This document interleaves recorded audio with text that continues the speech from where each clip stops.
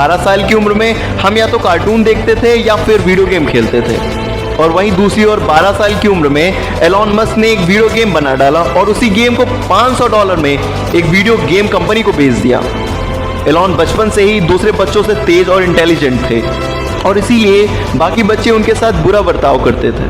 Elon बताते हैं कि स्कूल में उनका कोई भी फ्रेंड नहीं था और इसीलिए उन्होंने बुक्स को अपना बेस्ट फ्रेंड बनाया और उठते बैठते जागते दिन के 15-15 घंटे तो वो सिर्फ बुक्स को ही देते थे। बचपन में उनके माता पिता और बाकी लोगों को यह लगता था कि एलॉन मस्क को कम सुनाई देता है, लेकिन सच तो यह था कि वो किसी की सुनते ही नहीं थे, क्योंकि उनका फोकस इतना तगड़ा था कि जब वो किसी एक चीज़ पर फोकस करते थे तो बाकी सारी जगहों से उनका ध्यान हट जाता था। जहाँ एक नॉर्मल इंसान हफ्ते के 40 से 50 घंटे काम करता है, वहीं एलॉन मस्क हफ्ते के 100 घंटे काम करते हैं और ये अपने काम से कभी भी छुट्टी नहीं लेते हैं। ये किस्मत का नहीं बल्कि पागलपन का खेल है और ये पागलपन का नहीं बल्कि महापागलपन का खेल है। और इसी महापागल ने वो करके दिखाया जो कोई करने की सोच भी नहीं सकता। इन्होंने प्रॉब्लम्स के सोल्यूशन निकालने के लिए कई सारी कंपनियां खड़ी कर दी।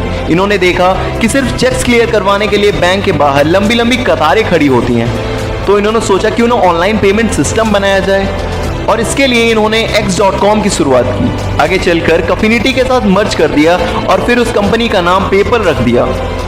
ईबे ने पेपल को $1.5 बिलियन में खरीदा, जिसमें एलॉन मस्क को $180 मिलियन मिले और इस समय इनकी एज थी 30 साल। वो चाहते तो वो अपनी लाइफ को एंजॉय करने के लिए ये पैसा लगा सकते थे, लेकिन नहीं, उन्होंने ये पैसे को अपनी नई कंपनी में लगाया और उन्होंने एक और नई कंपनी की शुरुआत की जिसका नाम था SpaceX। उस टाइम रसिया रॉकेट की टेक्नोलॉजी में बहुत अच्छा था और इसलिए एलॉन मस्क रशिया गए रॉकेट खरीदने के लिए और वहाँ पर इनका बहुत ज़्यादा मजाक बना और वहाँ से वापस आने के बाद इन्होंने सब कुछ खुद ही सीखना शुरू कर दिया। बुक्स पढ़कर जब उन्होंने पहला रॉकेट लॉन्च किया तो वो फेल हो गया, लेकिन वो यहाँ नहीं रुके। इन्होंने दूसरा रॉकेट लॉन्च किया जो स्पेस में तो चला गया लेकिन ऑर्बिट में नहीं जा पाया और इस फेलियर के बाद भी इन्होंने तीसरा रॉकेट लॉन्च किया और वो रॉकेट भी स्पेस में जाने के बाद ऑफ रूट हो गया। 3 रॉकेट फेल होने के बाद इनका बहुत ज़्यादा लॉस हुआ और इनकी बहुत सारी फंडिंग भी बंद हो गई थी और इसीलिए नासा भी अब इनके साथ डील करने के लिए नहीं तैयार था। और फाइनली इन्होंने चौथा रॉकेट लॉन्च किया और चौथा रॉकेट चल पड़ा और फाइनली इस कंपनी में भी इन्हें सक्सेस मिली। और इसके बाद इन्होंने एक और प्रॉब्लम के सलूशन के लिए एक और नई कंपनी खोल दी। इन्होंने देखा कि कोयले को ज़मीन से निकाल कर उसे जलाया जा रहा है जिससे बहुत ज़्यादा पोल्यूशन हो रहा है और इसी के सलूशन के लिए सोलर सिटी का जन्म हुआ। एलॉन मस्क ने अपने कजिन से कहा कि तुम ये कंपनी खोलो और मैं इसमें इन्वेस्ट करने के लिए तैयार हूँ। इस कंपनी को तुम संभालना और मैं इस कंपनी का चेयरमैन बना रहूँगा।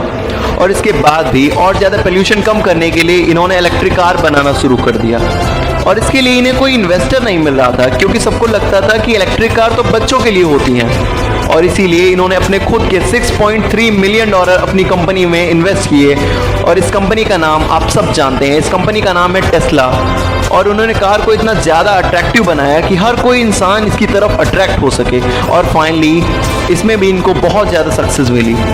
और इसके बाद एलॉन ने बोरिंग कंपनी की शुरुआत की जो ट्रैफिक को कम करने के लिए कई देशों में टनल बना रही है। ये आइडिया भी एलॉन को तब आया जब एलॉन मस्क ट्रैफिक में फंस गए और अपने काम के लिए लेट हो गए थे और कोई नॉर्मल बंदा होता तो वह सिर्फ शिकायत करता कि ये सारी गलती गवर्नमेंट की है। बल्कि यही नहीं, एलॉन मस्क आने वाले समय में 42,000 सैटेलाइट स्पेस में लॉन्च करने वाले हैं ताकि हर इंसान बिना किसी बफरिंग के इंटरनेट का मजा उठा सके। Tesla, SpaceX, PayPal, solar city, X.com, इसके अलावा न्यूरोलिंक, जिप2, हाइपरलूप, ओपनएआई, स्टारलिंक, ये भी एलॉन मस्क की टॉप कंपनीज हैं। तो यह वीडियो अगर आपको पसंद आई हो तो लाइक जरूर करें और ऐसी नई रोचक वीडियो को देखने के लिए और हमसे जुड़ने के लिए हमारे चैनल को सब्सक्राइब करें। तो मिलते हैं अगली वीडियो में, तब तक के लिए ओके बाय।